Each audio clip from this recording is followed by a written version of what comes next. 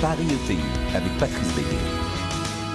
Bonjour Paris ETI, votre émission qui vous donne envie, qui vous fait découvrir de très belles ETI dans tous les territoires. Aujourd'hui, on a une chance formidable d'avoir trois belles entreprises, celles de nos trois invités. J'ai le plaisir d'accueillir sur ce plateau Thierry Loubet, directeur général, délégué de chez Ophthalmic Compagnie. Bonjour à toi. Bonjour Patrice. Une entreprise familiale, ah ça vous les aimez et vous avez raison. Vous adorez la Bretagne, vous allez être ravis. Nous avons la chance d'avoir Benjamin Verlingue, directeur général délégué du groupe Adélaïde. Salut à toi. Bonjour. Et puis troisième invité, elle connaît tout le monde, elle connaît le monde entier et vous la connaissez. Borina Andrieux, directrice générale de l'agence internationale d'architecture Villemotte et Associés. Ravi de t'avoir. Ravi moi aussi. Paris ETI sur BFM Business. Voilà, premier invité, Thierry Loubet. Thierry Loubet, tu es le directeur général d'une très belle entreprise, Ophthalmic Compagnie, partenaire de la vue des Français, créée en 1986, il y a presque 40 ans. Une lentille sur 5, il faut le savoir, en France est distribuée par ton entreprise. 70 millions d'euros de chiffre d'affaires et tu es aussi, il est important de le préciser, vice-président du syndicat des industriels et importateurs de l'optique lunetterie. Ma première question, elle sera directe, elle sera simple, elle sera surtout pour toi. En fait, vous produisez des verres d'origine France garantie. Pourquoi c'est si important, à la fois pour vous et à la fois pour les Français ? Écoute Patrice, on a souhaité relocaliser il y a quelques années notre production de verre en France. Donc une partie de notre production est désormais réalisée en région parisienne. 3 raisons. La première, effectivement, tu l'as dit, les Français attendent des produits fabriqués en France. Ce ne sont pas les seuls. On a également les réseaux de soins, les OCAM, qui valorisent mieux les produits français, produits en France, que les autres. Et enfin... c'est clair que c'est une fierté qui est incroyable pour nos 150 équipiers, nos 150 salariés qui sont très fiers d'avoir une usine ici à Villepinte. Alors 1,8% de ton chiffre d'affaires est consacré à la recherche et au développement. C'est important pour vous ça ? Extrêmement important. On a 2 axes majeurs de travail. Le premier, ça va à tous vous parler ici. Vous savez qu'il y a une évolution énorme de l'environnement, de la vision. Nous, Ophthalmic, nous sommes sur le marché de l'optique. Et l'œil humain, au départ, est fait pour voir au loin. Or, aujourd'hui, ça ne vous a pas échappé qu'on est tout le temps sur écran, en vision de près, 7 heures jusqu'à 15 heures pour les plus extrêmes. Et ça, ce n'est pas neutre. On met nos yeux à rude épreuve. Donc, notre R&D, elle est focalisée sur ce sujet. Comment adapter nos produits à cette évolution de l'environnement. Par exemple, aujourd'hui, sur écran, on cligne beaucoup moins. C'est les clignements qui sécrètent les larmes. Le syndrome œil sec, qui est la première raison d'aller visiter un ophta aujourd'hui. Donc, c'est beaucoup de challenges, autant d'opportunités pour notre R&D. Et le deuxième axe, c'est de produire plus propre. On a commencé avec le label RSE que nous avons obtenu de l'AFNOR, entreprise engagée RSE, niveau confirmé. Mais ce n'est qu'une première étape parce qu'on doit se battre pour continuer à produire plus propre et plus écologique. Ophthalmic, c'est une entreprise qui est totalement à part. C'est la vraie ETI familiale. Charlie Tamsot a créé cette entreprise, c'est le fondateur actuel, président du conseil d'administration. Et lui, il a souhaité, malgré la progression, malgré la croissance, qu'on reste une entreprise familiale, avec un esprit familial. Alors, aujourd'hui, on est 150, un peu moins nombreux que chez toi, mais c'est quand même beaucoup de monde. Et on a réussi, malgré tout, à avoir ce côté famille. Et si tu veux, le challenge m'anime, parce que, on a 70 millions d'euros en 2023. On a pratiquement doublé le chiffre de l'entreprise grâce à ces femmes et ces hommes viscéralement attachés à Ophthalmic en quelques années.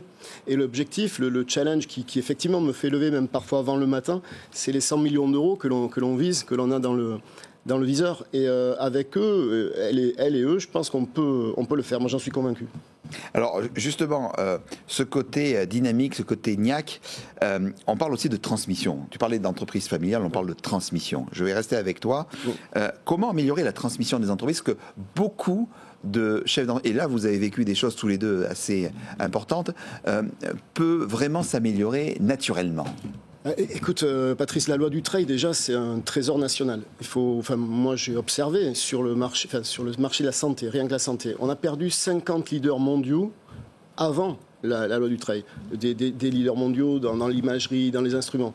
La loi Dutreil, elle a apporté beaucoup puisqu'elle permet de donner un cadre fiscal et légal qui encourage largement la transmission d'entreprises. À part qu'il y a un engagement à conserver les titres sur 6 ans pour les repreneurs.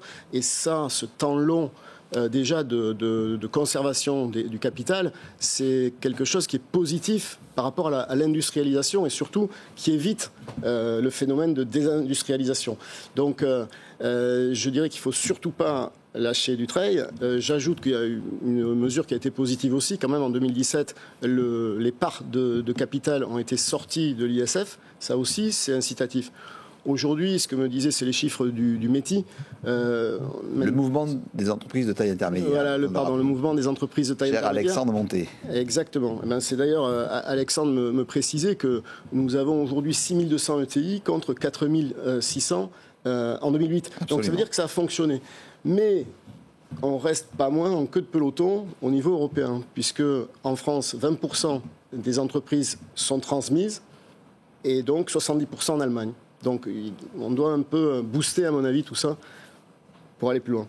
En matière d'exportation, nous on est au début, tu vois, ophtalmique, mais il faut y aller en meute, et c'est l'idée. En tout cas, nous on se cale un petit peu sur les meilleurs, les best practices, et c'est vrai que le club ETI d'Île-de-France a créé une commission export et on y voit les meilleures pratiques. Donc je pense que c'est inspirant pour nous qui humblement démarrons notre internationalisation.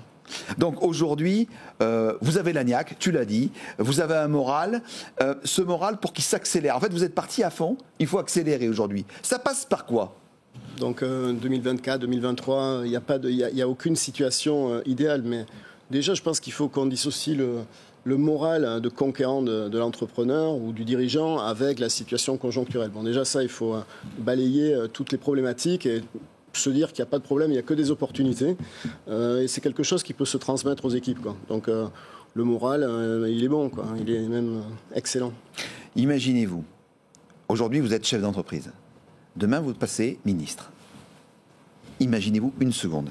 Qu'est-ce que vous feriez ? Quelle serait la première mesure que vous feriez en vous disant « j'étais entrepreneur, je veux simplifier la vie de nos entrepreneurs ». Première mesure, ça serait quoi ? Monsieur le ministre. Avant de simplifier, je commencerai par arrêter de complexifier la vie des entrepreneurs. J'allais dire, puisque c'est la mode des décomplexer et décomplexifier. C'est ça qui est intéressant. On est d'accord. Aujourd'hui, on nous pond norme sur norme, de plus en plus lourde, et surtout sans tellement de discernement. Moi, je suis surpris, et ce n'est pas une question Europe, France, etc. C'est que, par exemple, 2 choses. Il n'y a aucune étude d'impact lorsqu'on fait une nouvelle norme. Là, il y a des nouvelles normes qui nous arrivent, et puis ce qui est amusant, c'est que, si on peut dire, c'est que ça touche tout le monde. Aujourd'hui, pour vendre une paire de lunettes, c'est plus compliqué que vendre une voiture. Il faut aller voir ce que fait un opticien dans son magasin pour arriver à aboutir sa vente. Les agriculteurs se plaignent, c'est pareil, les médecins croulent sous la paperasse. Et nous, on nous positionne des nouvelles normes, mais il n'y a pas d'étude d'impact sur ce que ça va coûter. Ça va nous coûter. Et surtout, il n'y a pas de proportionnalité à la taille de l'entreprise. Alors là, je vais faire un petit peu mon drapeau ETI, mais Ophtalmique n'est ni Schneider, ni Airbus. Donc, pour être capable de financer le surcoût de la complexité. Parce qu'il nous arrive des normes qui demandent des structures qu'on n'a pas, tout simplement. Ce sont eux qui font la France de demain, dès aujourd'hui. Elle s'appelle les ETI. Ciao ! Paris ETI sur BFM Business.